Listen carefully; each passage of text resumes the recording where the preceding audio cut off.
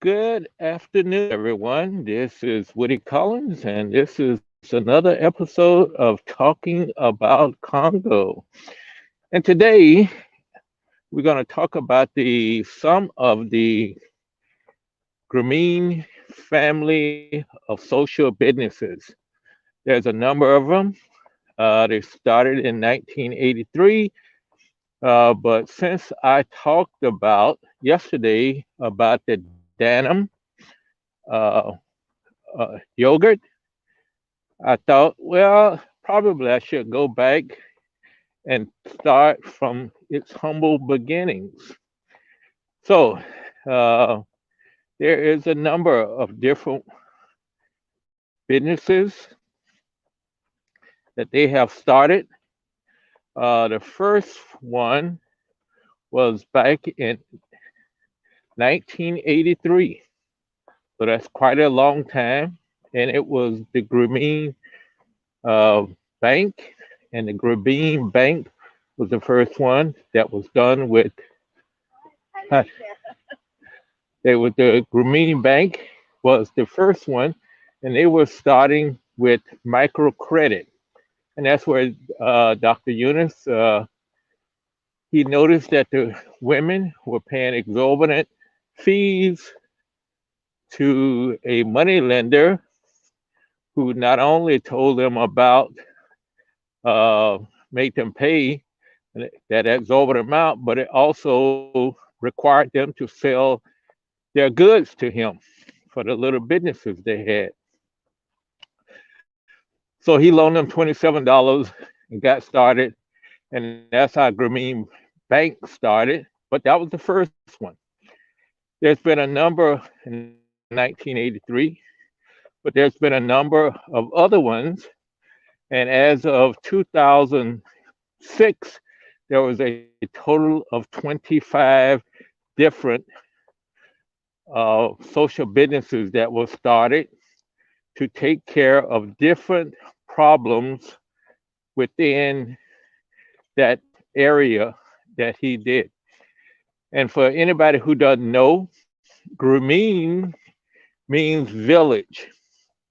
And that's one of the things that we're looking at in Congo is the village rural area. So that's one of the another reason why I'm key in really thinking about starting some of these social businesses in the village areas or rural Congo. Another business that they started was they had a training and experimentals social business for agriculture. That one was a big one. They also had Grameen Energy that sold solar panels so that they would have a way to uh, power their homes. Kids could study and, you know, bring them into the modern ages. There was also Grameen cloth in Bangladesh. They make a traditional type of cloth, and people had stopped using it or stopped making it because they were just like everybody else. They were buying machine made cloth. So they decided to restart that again. And they actually started two businesses of this. One, they first started selling the cloth domestically within the country, giving people a sense of pride. And then they expanded the cloth making to export. Another one that they started was the, which we already talked about yesterday, was the nutrition, denim goods. But they also started education, information training, and and also another important one that deals with nutrition was the livestock and fishery. As we all know, fish is a good source of protein and it's good for you. And they started a, uh, a showing people how to grow fish and training and giving them loans. The microcredit did the loan, but that's what they had, and that was another one. But one of the things that intrigued me, which made me think, was when we first went to the Congo, the in the area of the Kasai that we go to, they do a raffia cloth, and it's only made in that part of Congo, in that part of Africa. So that would be another potential cloth that could be sold not only locally, when I say locally in Kinshasa, the capital city, but it also can be sold, eventually domestically and then throughout the country. But you could also eventually get to the point where you could actually ship that back to the United States or around the world for sale.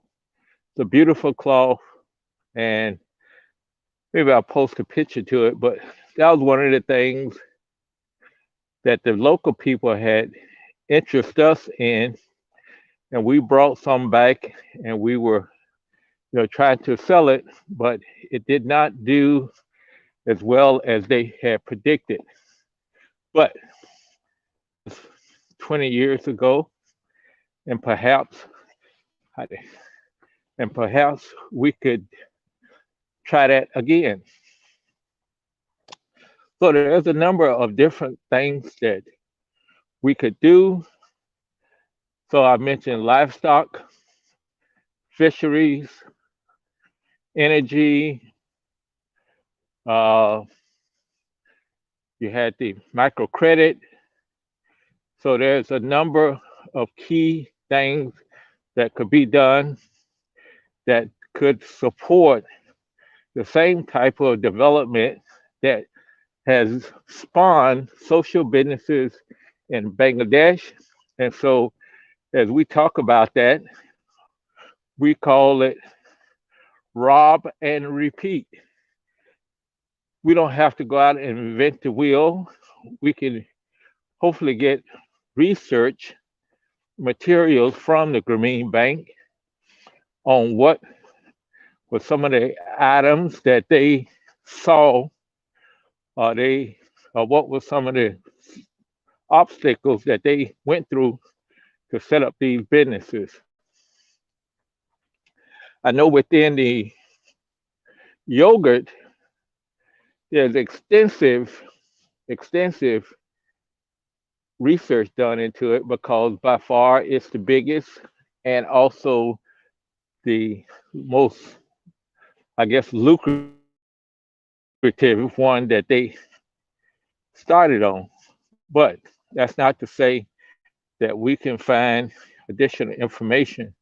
So there's a lot of good things that we can do, but I just want to mention some of those businesses that were started, and there's a lot others.